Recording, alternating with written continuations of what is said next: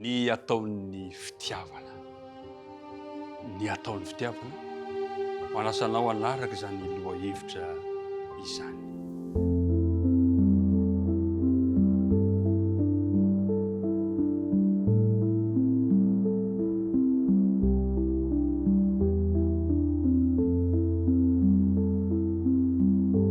Ry mpiara-midinika namana, miaraba antsika rehetrarehetra indray tafahoana somatsara amin'ny lalazo fandarana izao.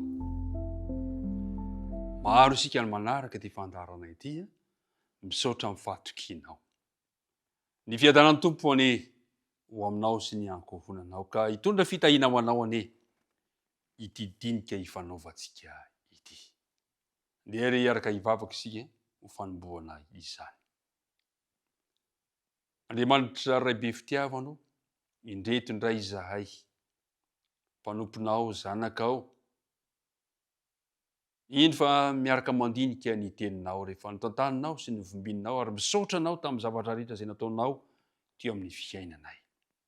Tombotsoa lehibe ho anay izao fotoana izao, koa ho raisinay indrindra ho zava-dehibe amin'ny fiainanay izany. Tsy ho fotoana verimaina, fa ho fotoana kosa izay anitsinao ny dianay amin'ny ho avy. Angatakanao ary amin'ny ilany ilokay, ary aoka ilay fanainao masina nampanantenanao fahizay, mba ampitoerinao amponay izay miainy miaraka mandinika ny teninao ankehitriny. Tetononona sy angatanay ny vavaka amin'anaran'i Jesosy. Amen. Re mpiara-midinika namana, andeha atombokontsika amin'ilay andinina tao tadidina izay fandresantsika omaly. Izao fiarahana izao. Korintianina voalohany toko 7:10, andininy 7:10, mino fa andininy efa mahazatra atsika izany, ka dia ao mbavantsika ilay izy, kanefa dia izahatra tsy moramora ihany. Ary ankehitriny dia ireto telo ireto no mitoetra: ny finoana, ny fanantenana, ny fitiavana, fa ny fitiavana no lehibe amin'ireo. Androany isika dia iresaka ny amin'ny hoe inona ary no ataon'ny fitiavana antsika, satria omaly isika dia ndresaka hoe zava-dehibe ny fitiavana. Mbola mijana amin'ilay toko 7:10 Korintianina voalohany ihany isika.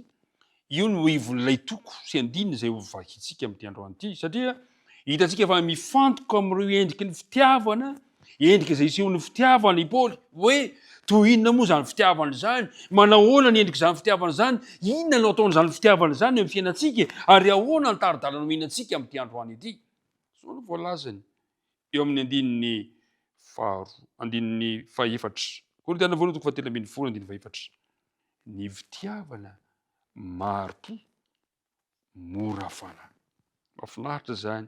Ny fitiavana maro-po, mora fanahy. Eto zany dia mahita toetra anankiray tsika izay tokony ataon'ny fitiavana. Maro-po. Inona moa izany hoe maro-po izany? Ny maro-po dia izao: mahay maneho faharetana. Manam-paharetana na dia ao anatin'ny toe-javatra sarotra aza. Zany hoe mahay mandefitra, izay ilay hoe maharo-po. Manasongada zany fahaizana mandefitra izany.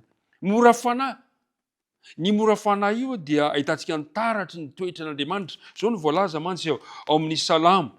Salamo 5:7. Salamo 5:7, ka ny andininy 7.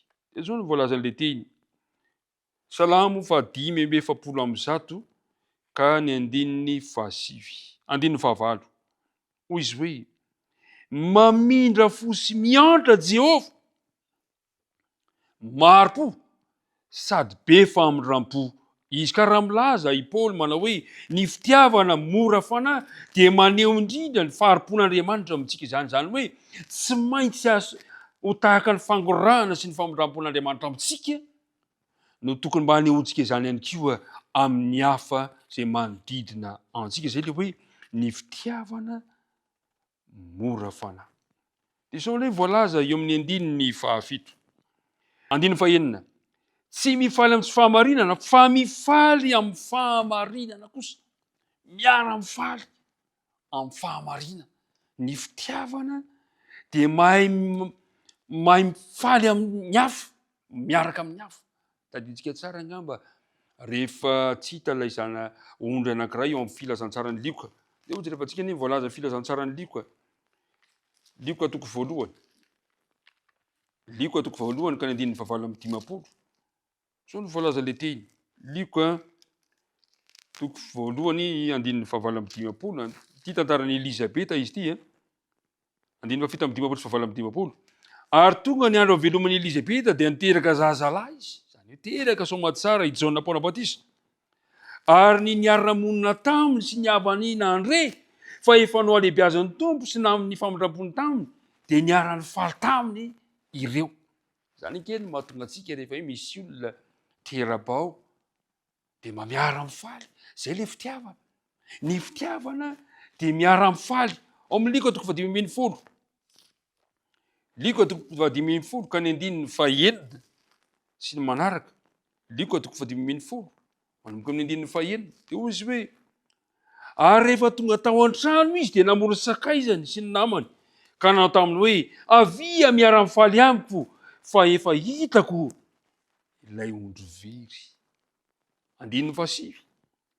Ary raha hitany iny dia mamoro ny vehivavy sakaizany izy sy ny namany izy ka nanao hoe avia hiara-mifaly amiko fa efa hitako ny farantsakely izay very. Ny mpiara-midinika namana, ny fitiavana hoy Paoly dia miara-mifaly amin'ny fahamarinana.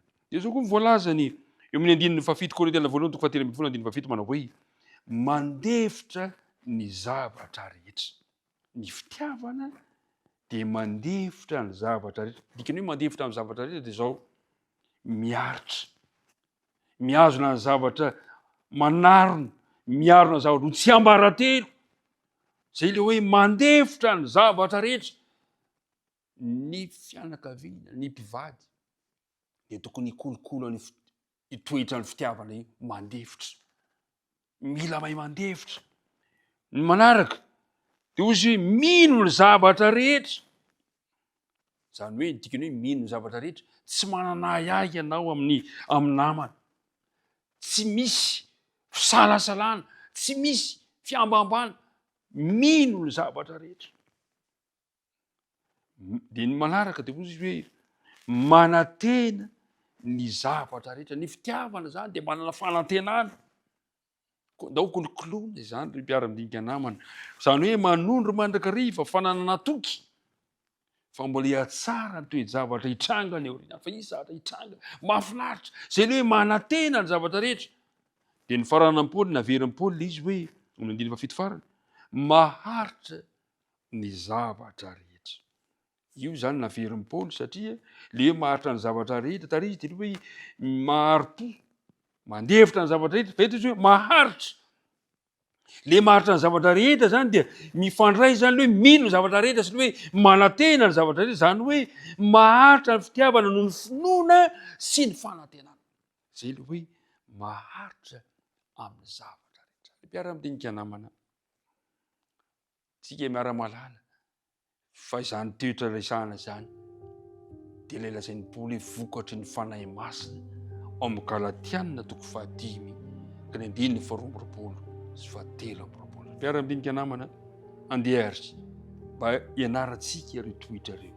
Maro-po, mora fanahy, miara-mifaly amin'ny fahamarinana, mandefitra ny zavatra rehetra, mino ny zavatra rehetra, manantena ny zavatra rehetra ary maharitra ny zavatra rehetra. Raha izany tokoa moa no tanteraka eo amin'ny fiainantsika tsirairay. Anahoana re fiovan'ny tontolo mandritra, anahoana fiovan'ny fiarahamonina misy antsika raha izany mba hiainan'ny kristianina rehetra.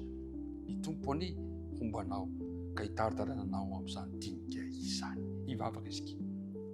Andriamanitra, misaotranao izay fa nampianarinao tamin'ny teninao androany izay tokony ataon'ny fitiavana, izay tokony hisehon'ny fitiavana ampitoira tempolina herin'ny fanahy masina mba hahafanay mahatratra an'izany. Aza vela ho irery izay androany fa tario mba ho hita eo amin'ny fiainanay izany fitiavana izany. Tonononay ny vavaka angatany amin'ny anaran'i Jesosy. Amen.